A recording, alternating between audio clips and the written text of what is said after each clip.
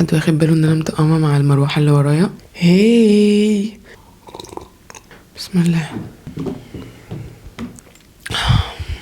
صباح الخير، ازيكم؟ عاملين ايه؟ اتمنى تكونوا بخير كويسين. اجمل احساس بالنسبه لي هو ان انا اصحى الصبح واشرب كوبايه القهوه بتاعتي في هدوء. بحس ان انا محظوظه قوي. احنا النهارده رايحين المزرعه في نويبع. للناس اللي قالت لي لا والبيت في دهب هيوحشنا وكده، انا لسه في البيت في دهب. حلم ان انا اروح انقل في نويبع في البيت التاني من اول وجديد. ده حلم هيمشي كده مع، انا مش عارفه اتكلم. هو في ايه النهارده الصبح؟ في ايه؟ عايزه اقول ان انا ما سبتش البيت اللي في دهب، والبيت اللي في دهب الحمد لله موجود. وبالراحه بالراحه هنبتدي نجهز المساحه في نويبع ان احنا نروح نعيش هناك. بس برضو حتى لو عشنا هناك هنبقى ما بين هنا وهناك. ده برضو بقى بالنسبه لي اللي هو هوم. ده بالنسبه لي بقى المساحه الامنه بتاعتي في دهب. فان شاء الله مش هفرط فيها ابدا على قد ما اقدر، عشان برضو انا مأجره البيت من حد، ولو هو قرر ان هو مش عايزني افضل قاعده هنا عادي همشي. بس ان شاء الله ده ما يحصلش ابدا. المهم ان احنا رايحين النهارده نقضي اليوم. مش عارفين احنا هنبات ولا لا، بس هناخد معانا حاجتنا اننا نبات. المره اللي فاتت يا جماعه اما رحت اتمرمطت شويه عشان مناخيري اتسدت قوي من التراب الرفيع ده. فعايزه اخد معايا مكنسه، وعايزه اخد معايا زيت، نوعا ما من انواع الزيت عشان يفتح مناخيري، نوع من انواع الاعشاب او جنزبيل. عارفين الحاجه اللي هو لما مناخيرنا بتتسد او يبقى عندنا احتقان في زورنا، يساعدني انه الحاجات دي تفك. بقعد دلوقتي اكتب لستة بالحاجات اللي انا محتاجه اخدها معايا عشان ما انساش. متحمسه ان انا اخدكم معايا تاني رحله المزرعه. الفيديو اللي صورته في المزرعه بجد ردود فعل الناس كانت حلوه قوي وبسطتني قوي وادتني امل في الحياه من تاني. بجد مش هزار. انا متشكره لكم كلكم كلكم كلكم، كل حد فيكم. بحاول ارد على كل الناس على قد ما اقدر عشان بجد الناس جميله. انا متشكره قوي. شكرا ان انتوا بتدوني امل من تاني في البني ادمين. نسيم لسه نايم. انا صحيت عشان اكتب الليسته دي قبل ما هو يصحى، عشان اعرف كده ايه 5 دقايق تركيز. بس 5 دقايق. بابا جاي. بابا هيجيب لبن. بس كان صباح عصيب. نسيم قعد يعيط وكان زعلان، كان عايزني افضل قاعده جنبه وانا بحاول الم حاجتنا. بصوا احنا واخدين بيتنا كله معانا. تيمو حابب جدا ان هو ياخد اهتمام النهارده الصبح، وده من حقه. في نفس الوقت انا عماله اقول له ممكن ما تاخدش اهتمام، ممكن ما تاخدش اهتمام، وده بيخليه يعيط ويتضايق ويحس ان هو مش مفهوم وكده. فكان صباح صعب. انا عامه قعدت برضو اعيط جنبه على الكنبه عادي علشان شكرا بيحط لي زبده الكاكاو. عشان لما هو بيعيط وكده وبيصوت بيبقى صوته عالي، انا بحس ان انا برضو مش قادره وببقى عايزه انا كمان اصوت. ما ابني بيصوت بحس ان انا كمان عايزه اصوت واعيط. صحيح يا نسومي؟ هي دي الحقيقه. فهو قعد يعيط وانا قعدت اعيط، ودلوقتي احنا في العربيه مع بيتنا كله. شكرا يا دندن. دندن جاب لي لبن علشان اول حاجه هعملها لما اوصل المزرعه هو ان انا هشرب تاني كوبايه قهوه ليا النهارده. بس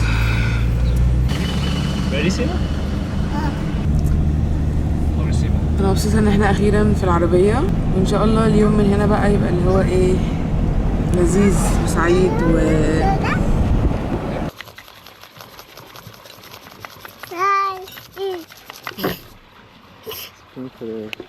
بسم الله.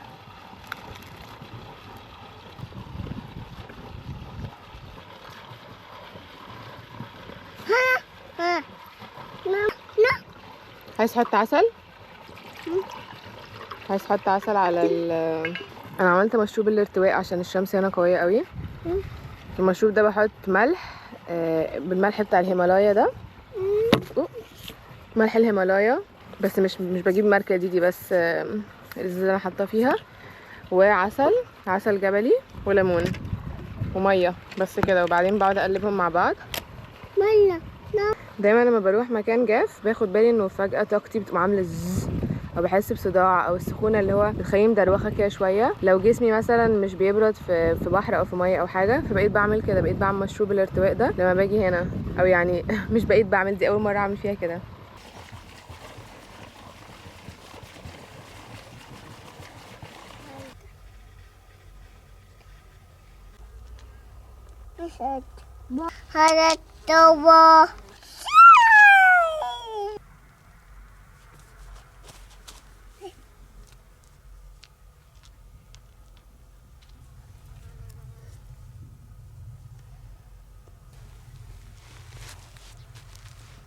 انا قاعده قدام البيت مع نسيم.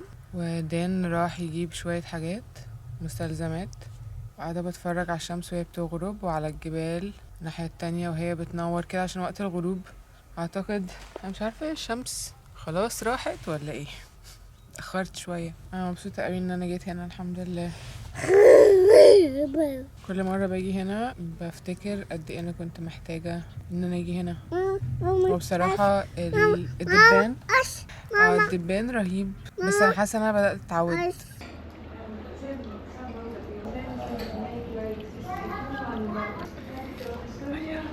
واو ما شاء الله.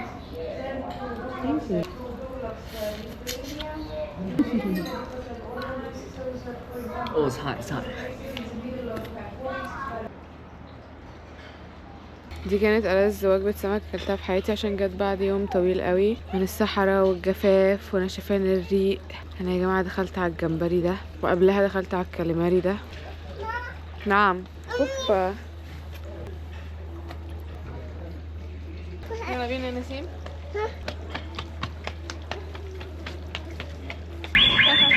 مبروك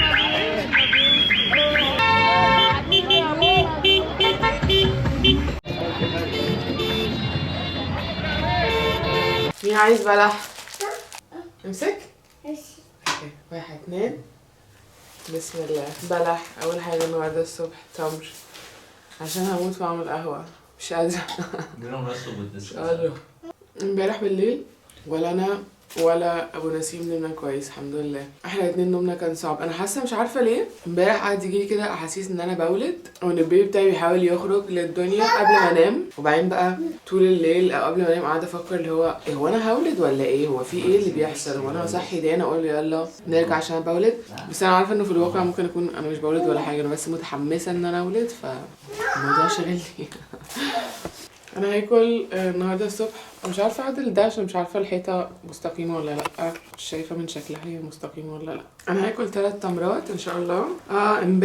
امبارح اكل السمك اللي احنا كلناه امبارح دي كانت جامده قوي، بس برضو صحيت الفجر حاسه انه في نار يا حبيبي نار، كلنا نار مولعه من التوم. استغفر الله العظيم. التوم اللي مش مستوي، عشان برضو مش هكره على التوم كله. هو التوم اللي بيكونش مستوي بيعمل لي حموضة مش طبيعية. حاسة انا بتلخبط في كلامي، فايه ناكل حاجة الاول بعدين نشرب قهوة بعدين نشوف بقى اليوم النهاردة هيمشي ازاي.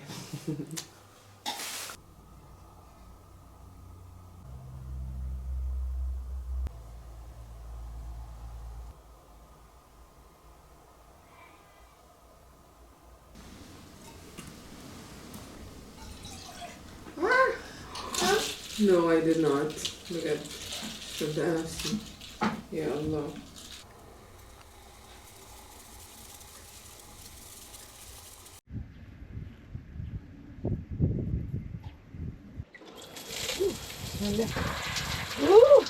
عايزي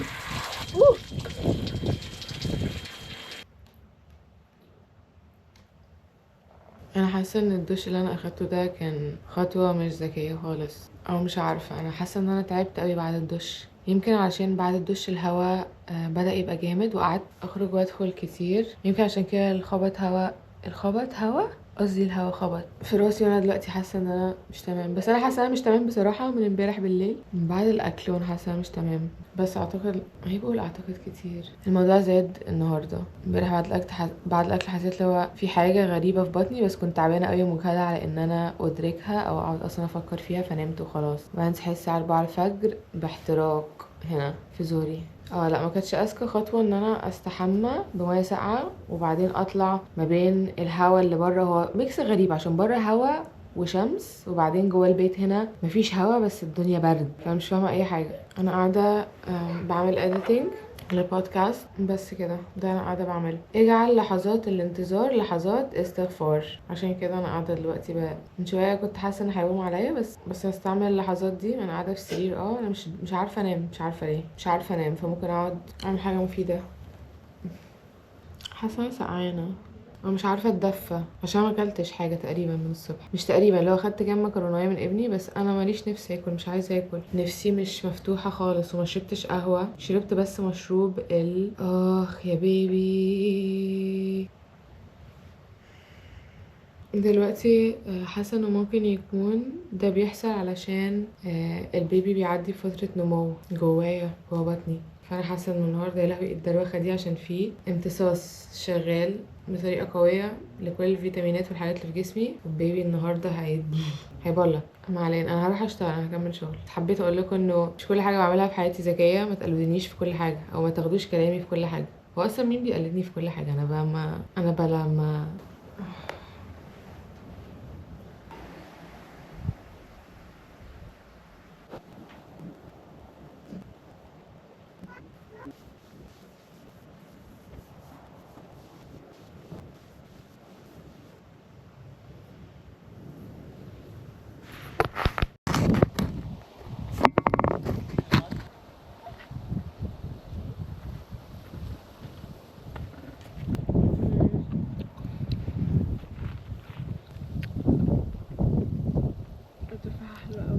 حلو قوي.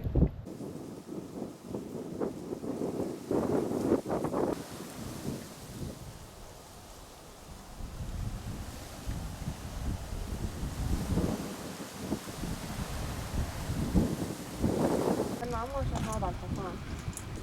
الحمد لله. انت ايه الاخبار؟ ما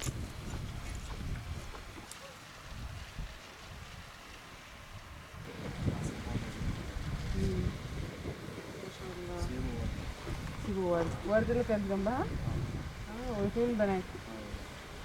عايز تمشي شويه؟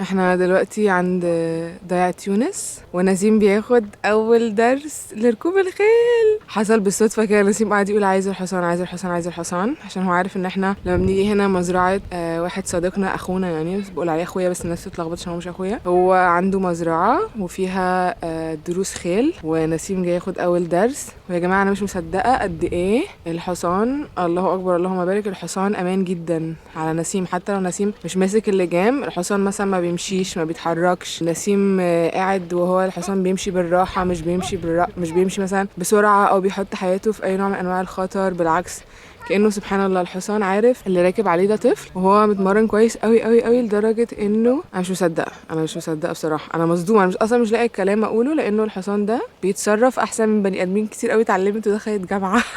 بجد انا مش مصدقه، ما شاء الله. هما طبعا هنا بيمرنوا الحصانه كويس قوي عشان شغلهم بيبقى اللي هو هما بيعلموا الناس على الحصانه دي، فعشان الموضوع يكون امان. بس انا مش مصدقه انه ابني لسه ما بلغش سنتين لسه، هو عنده سنه و10 شهور وفي حصان عارف يركب عليه، وبيتعلم ازاي يلف بالحصان وازاي يقول له اقف وازاي. مش عايزه اقول لكم انا فرحانه قد ايه دلوقتي. حاسه ان انا هعيط بجد، حاسه انا هعيط من كتر الفرحه. وطبعا انا وبابا هنطير من الفرحه. طبعا انا مبسوطه انه ابني قاعد بياخد كلاس فروسيه وانا قاعده هنا، انا قاعده ببص على الغروب من ورا الجبال. يعني كله مبسوط، الكبير مبسوط، صغير مبسوط، كله مبسوط صراحه. بحب ضيعة يونس قوي يا جماعه. هحط لكم اسمهم، هحط لكم اللينك بتاع انستجرام بتاعهم وحاجاتهم وكده في تحت في الديسكربشن، وبرده هكتب اسمهم في حته ما هنا على الشاشه عشان تشوفوا. المكان الجميل اللي ورايا ده اسمه ضيعة يونس في نويبع، وممكن تيجوا هنا وتباتوا. وفي ناس كتير بتعمل اللي هو ريتريت، اللي هو مثلا في ناس بتاعت يوجا مش عارفه يقعدوا كام يوم حاجات كده، وعندهم تطوع برضو. في ناس عندهم ممكن تيجي تتطوع، عشان الناس اللي سالتني على اماكن في نويبع او في سيناء. في ضيعة يونس مكان انا اضمنه، لانه مش كل التطوع في مصر بيبقى تجارب كويسه خالص بصراحه. انا عن نفسي كان ليا تجارب هنا في نويبع مع اماكن التطوعات فيها ما كانتش حلوه خالص، فممكن تجربوا ضيعة يونس على ضمانتي. جربوا ضيعة يونس، ماشي؟ ايه الخلفية الجميلة دي؟ ايه الجمال ده؟ هل ده جمال حقيقي؟ المكان اللي انا فيه ده حقيقي؟ ده منظر حقيقي؟ الجبال والزرع الجميل اللي ورايا والشجر ده حقيقي؟ الحمد لله. بحس وانا هنا في المزرعة كتير ان انا عايزة اعيط من كتر ما انا متأثرة بالجمال بتاع الطبيعة، ومن كتر ما انا حاسة انه قد ايه انا من جوه بتعافى وبتشافى وانا موجوده هنا. بيبقى الموضوع واضح او يبقى حاسه يبقى شايفاه قدامي كل يوم، بيفرق عن اللي قبله. ممكن حاجات كتير قوي تحصل جوايا في 24 ساعه بس وكده. في ناس جايه، فاقفل الكاميرا يلا. باي باي.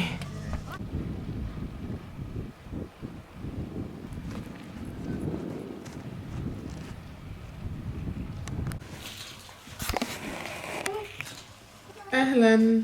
بقالي شويه ما اتكلمتش مع الكاميرا، باين من شعري ان عدى كام يوم وانا لسه هنا. عملت نفسي دلوقتي كوبايه قهوه عشان هنطلع على الطريق، نروح البيت في دهب. خلاص حاسه انا اصلا ما صورتش اي حاجه وانا هنا. انا خلاص يا جماعه في اخر مرحله في الحمل، اللي هو اكتر حاجه عايزه اعملها دلوقتي ان انا انام واكل، استحمى، اشرب قهوه واعمل فيديوهات. بصوا ما فيش الشعر، ما فيش تعاون خالص. المهم انا ما صورتش قوي السفريه دي عشان كنت حابه اكون حاضره كده في جسمي، وحسيت انه بيحصل دايما لما بيحصل ابديت او ابجريد بحب اكون حاضره من غير كاميرا، وبعدين اللي هو امتص اللي حصل بعد كده اشارككم. عشان الاول كنت بشارك على طول وانا بخوض الحاجه وساعات ما بكونش فهمتها للاخر، فدلوقتي بقيت اصبر شويه. بس ممكن لما ارجع دهب بقى نتكلم عن الرحله واتعلمت ايه، لانه بحس ان كل رحله المزرعه برجع شخص يعني احسن. برجع شخص احسن بجد. بعد ما اتعودت اشرب القهوه الحلوه مبقتش اعرف اشرب القهوه الوحشه. الزيارات بتاعتنا عامه بتاعه المزرعه بتبقى جزئين، بيبقى فيها جزء كبير قوي شغل، بيبقى فيها جزء كبير قوي بيلف حوالين نسيم والبيبي اللي في بطني. فالمرحله دي فيها شغل كتير في المزرعه، كتير كتير كتير كتير كتير، عشان في تحضيرات كتير وفي حاجات بايظه من الناس اللي قبلنا فبتتصلح وتتغير و بس فعشان كده مش عارفه اصور قوي. بس السفريه اللي فاتت اللي هو صلحنا حاجات قليله مش كتيره، بس صورت اكتر شويه كده شويه كده. بس انا دلوقتي هقوم اتجه على البيت ان شاء الله، نروح نستحمى. استحميت اصلا النهارده تاني، خدت دش ساقع، بس المره دي بقى انا شفت شعري كويس قبل ما اطلع وما كانش فيه هوا قوي، حسيت ان انا تمام عادي، ما حصلش حاجه الحمد لله. ماشي يا جماعه، اشوفكم في دهب، نتكلم اكتر، احكي لكم اكتر. ايه ده والله انا حاسه شكلي حلو عامه. بنت خالي قالت لي انه شكلي وانا حامل في نسيم ما كانش حلو. بحب الصراحه، قالت لي انا حاسه ان انت حامل في بنت المره دي علشان ساعه نسيم كان شكلك مختلف. انت المره دي ما قالتليش كده، قالت لي انا حاسه ان انت حامل في بنت عشان محلويه قوي. فقلت لها انا مش حاسه انا محلويه قوي يعني. فراحت قالت لي انت محلويه قوي. فقلت لها انا كنت حاسه ان انا ساعه نسيم كان شكلي احلى. راحت قالت لي كده، قالت لي مناخيرك كبرت قوي ساعة نسيم وكان شكلك منفخ كده ومختلف، بس المرة دي ملكة جمال نويبع. يلا سلام.